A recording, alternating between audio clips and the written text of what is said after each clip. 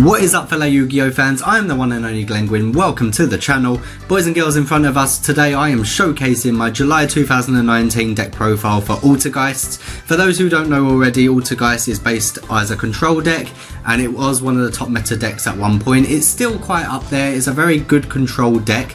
But without any further ado, let me get into the deck profile and we'll go through the cards together. Everyone should know what Altergeist do, so it'll be quite a quick deck profile, but I'll try and be as informative as I can as possible. So we're going to start with the main card itself.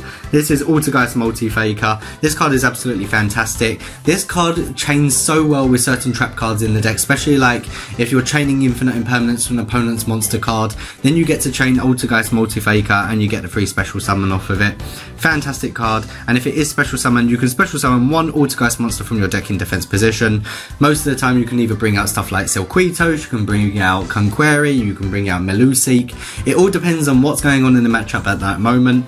And the next best card in the deck, obviously, we are going to be playing Triple Marionetta. This card can also be brought out. When this card is normal summon, you can set one Altergeist trap directly from your deck to your spell and trap zone. Unfortunately, we don't even have it in 2019 still. Personal Spoofing is probably one of the best Altergeist traps, but it's considered an Altergeist trap, but of course it doesn't say the word Altergeist in its name, so you can't set that off Marionetta.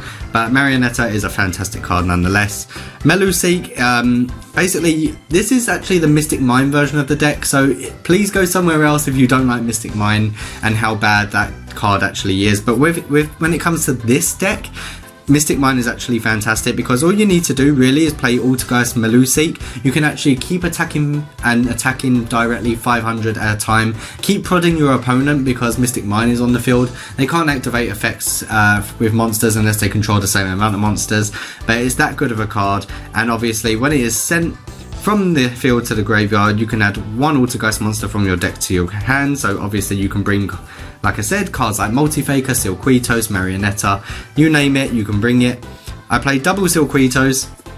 Quick effect is you can actually, this is really annoying, this card, because you can return one other Altergeist monster you control to the hand, or one Altergeist card, so you can actually bring back a trap card if you need to, and actually get to bounce stuff from your opponent's field to their hand again.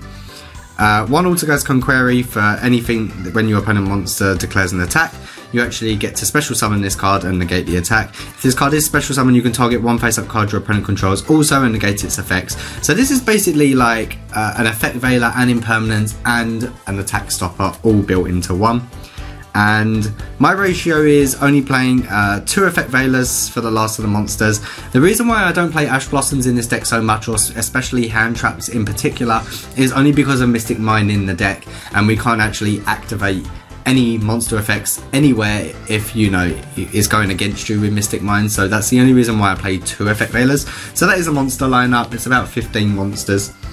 Going into the spells and traps, we're going to do spells first.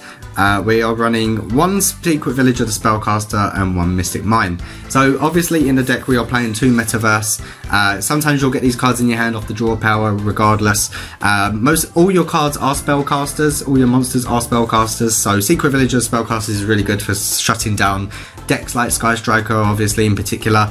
Anything that can, it relies on spell cards in the deck whatsoever. But then you can switch out in the control aspect of the deck and you can play cards like Mystic Mine, and then obviously your opponent can't attack and they can't activate monster effects because it does work in your favour more than anything, so that's why I run those 2. Okay, so you're going to question why I'm only running 2 Extravagance. Well, let's tell the truth. Number 1, I do not own a 3rd Extravagance. Number 2, I really would think that 3 Extravagance, like most of the time when I'm playing, my shuffles aren't in particularly that great. And yeah, I kind of just draw into 2 Extravagance in my first turn most likely.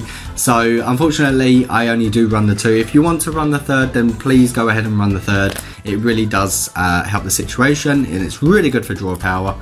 And then we're going to be playing the 1-for-1. So obviously you can special summon Meluseek from your deck. Fantastic card. And that is just all the spells that we're playing. We're only playing 5 spells in the deck. Trap cards, we are running quite a few. So obviously the best card in the deck, in my opinion, is Personal Spoofing. Actually one of the best cards, because I'm going to show you a bit of spicy tech at the end. Once per turn you can shuffle one other Altergeist card from your hand or face up to the field to the main deck and add one Altergeist monster. So you're constantly adding, you have cards that can stop Droll and Lockbird and your opponent's hand traps, and I will show you that near the end. We are not running Call by the Graves in this deck in particularly. I don't feel like I need it, but that's just me. Especially in the area that you're playing in, it all depends on your locals and what decks your opponents are playing.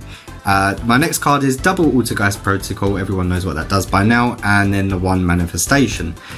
Then we go for a bit of spicy tech, because there is combos that you can do with Altergeist Haunted Rock. If this card was set by the effect of an Altergeist card, which it most of the time will be, you can activate it the turn it was set. When this card is activated, send one Altergeist monster from your hand to the graveyard. When your opponent activates a trap card, so it basically stops anything like Orcust, especially Fogblade, or anything like Orcust Crescendo going off, you can send one Altergeist monster from your hands to the graveyard, negate the effect, and if you do, destroy the card. Really good in conjunction with Multi-Faker, and you can actually set up for like double Hextier in your first turn if you really want to, but I don't really use the extra deck purely because I have the Extravagance for the targets. I only run double Impermanence, same reason again, I only own 2 Impermanence now, so I do like my 2-2-2 ratios, and I really do feel like it's still consistent even when I do run 2s. But then I say that, but then I go into 3 Crackdowns. Crackdown, obviously you can steal your opponent's monster, you can use it to your capabilities and obviously shut your opponent down with the big plays that they're playing. So obviously you can use Crackdown on your opponent's Galateo if they're playing Orcust, and then obviously I'll show you the extra deck at the end why we would use 3 Crackdowns and as to why you would take Galatea. Obviously that sounds a bit more self-explanatory because we are running Dingirsu in the extra deck. We are running the Solemns. I only run 2 Solemn Strikes and the 1 Solemn Warning.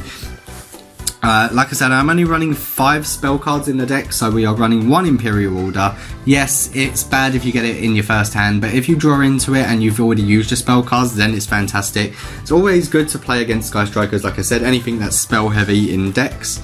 And then here's a bit of spicy tech that I really enjoy playing, because this actually stops stuff like, it's like a Call by the Grave in a way. It actually stops, you know, your opponent's hand traps in my opinion. So obviously you activate an effect, you want to add a card from your deck to your hand. Your opponent activates Ash Blossom. Just flip the Transmigration Prophecy, because you can target 2 cards in the graveyards, it can be any graveyard, shuffle those targets into the deck. So as the spell speed goes backwards in chain, this will actually resolve first, meaning that your opponent, you will target their Ash Blossom or whatever they're using to negate your effect, and they get shuffled back into the deck, and the effect doesn't resolve because it goes backwards. The Ash Blossom was never in the graveyard. So this works as a really good Call by the Grave for the Altergeist decks. So I do in particularly, preferably would say that you do play that card. I am still running the red reboots in this kind of deck. I feel like it's essential, especially when your opponents are playing traps, but you can always side it out if your opponent isn't playing. We have a really good side deck also that we can actually use.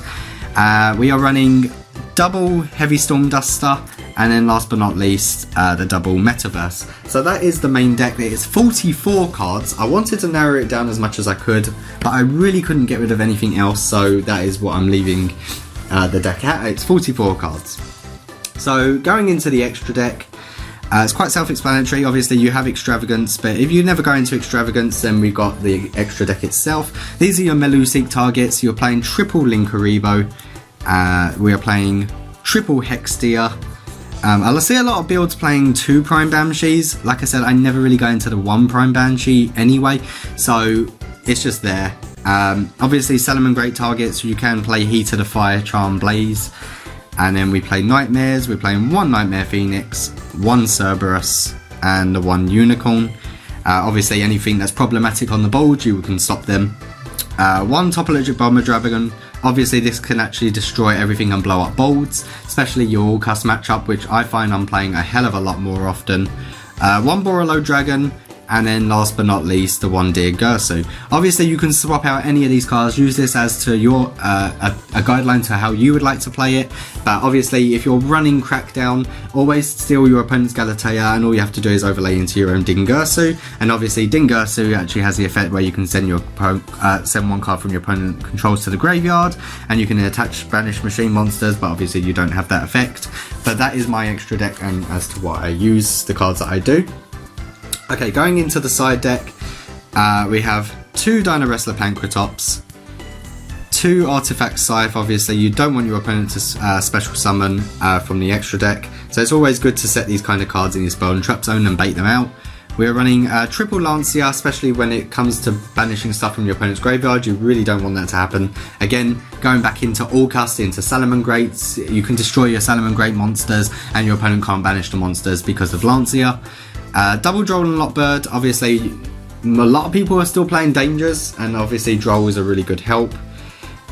Triple Twin Twisters for back row removal, obviously, and then for going second, I was actually thinking of main decking this. You can main deck this card if you'd like to for blind going second, but I'm also running triple evenly matched. But like I said, use it to how you would like to play as a personal preference. But that is my deck profile, boys and girls. Thank you very much for watching. Like I said, please leave a like on this video if you really did enjoy it. Please consider subscribing to the channel for more epic Yu-Gi-Oh content and deck profiles and live streams if you would like to check me out. My name has been Glenn Gwyn, and I'll see you guys in the next one. Signing out.